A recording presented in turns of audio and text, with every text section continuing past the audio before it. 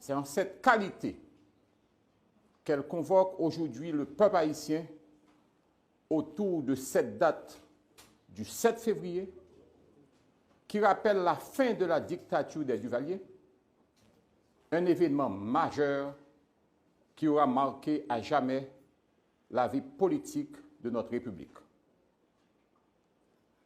L'autorité de l'histoire se construit avec les dates qui permettent aux sociétés humaines de se situer entre le relief du passé et un présent à élargir sans cesse.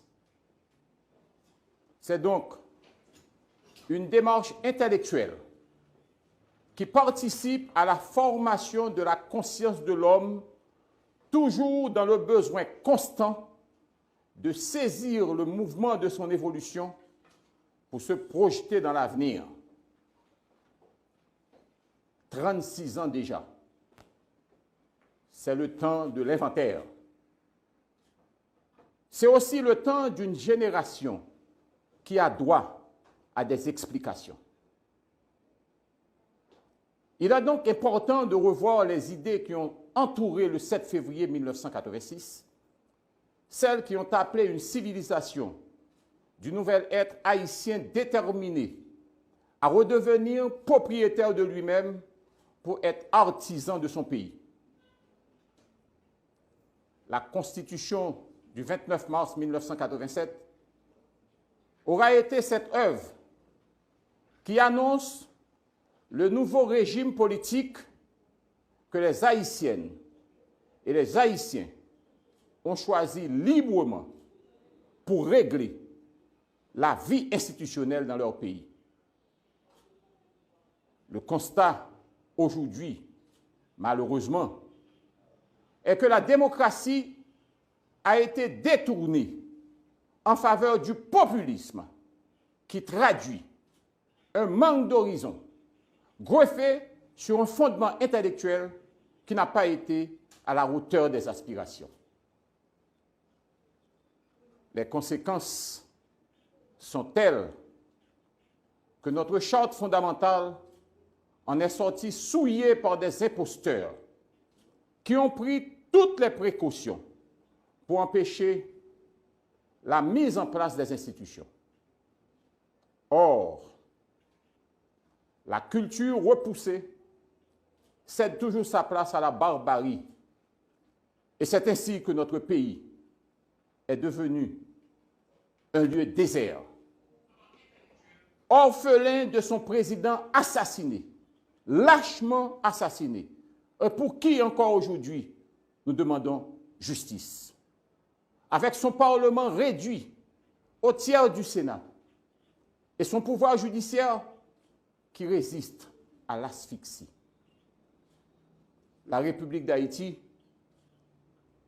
est de facto aujourd'hui et la population est placée sous la dictature de la défiance.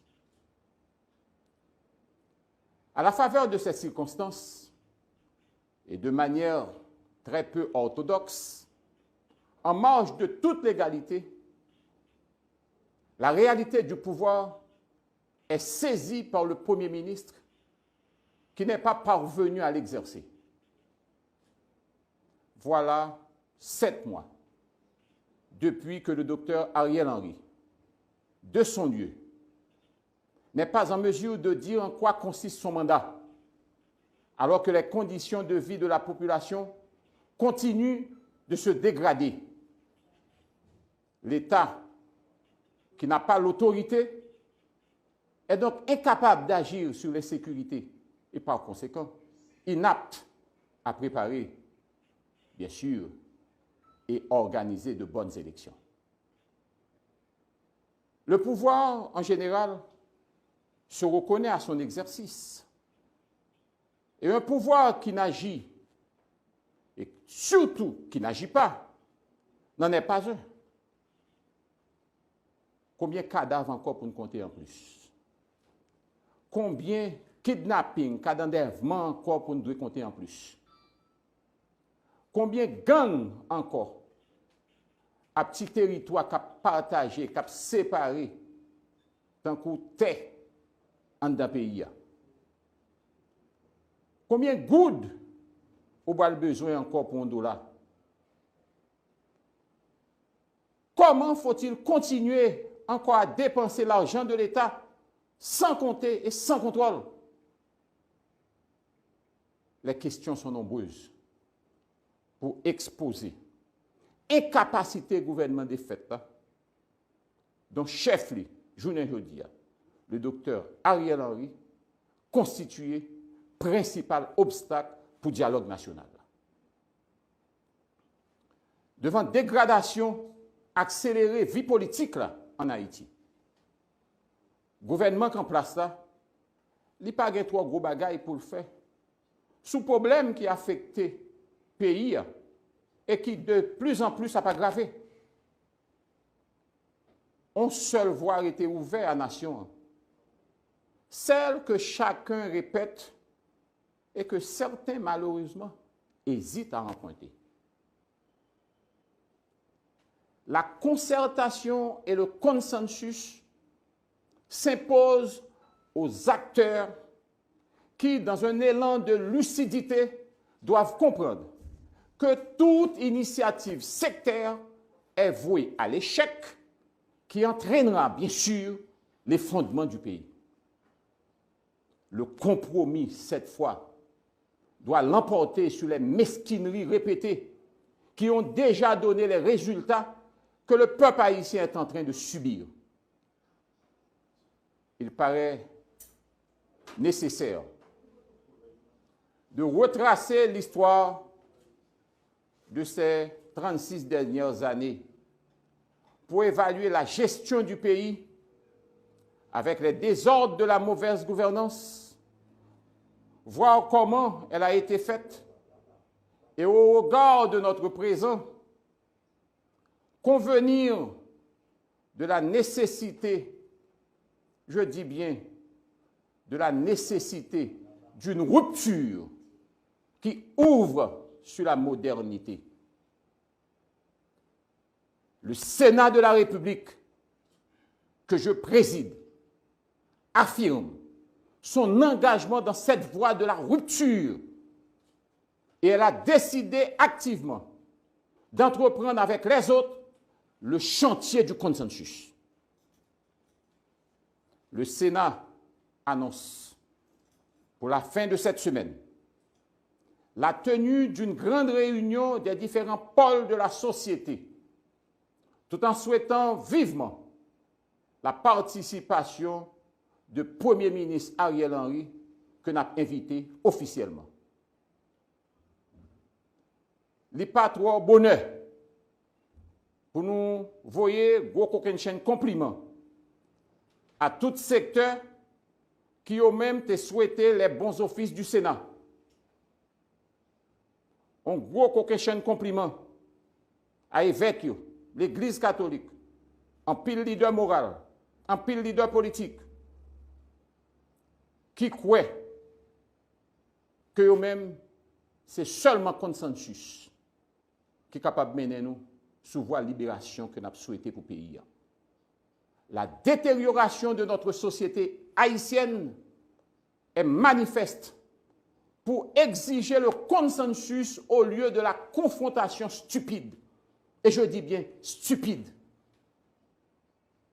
Le Sénat réitère sa position ferme qui constatait jeudi à même, à minuit, fin service Premier ministre de fête là, que le tabac à pays. Et donc, rôle journée jeudi a consisté seulement à liquider les affaires courantes. En ce sens, nous avons demandé au Premier ministre pour ne pas outrepasser limite que la loi à la constitution pays en Bali par rapport à nouveau statut que le gagne aujourd'hui.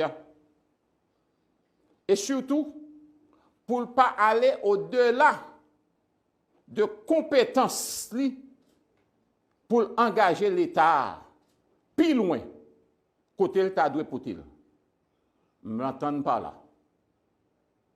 Mettez conseil électoral campé, fait assemblée constituante, prend ensemble d'initiatives pour faire des gros projets d'envergure pour le pays.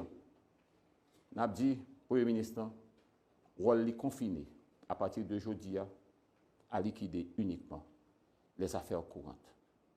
Et c'est ça que fait, nous dit Premier ministre.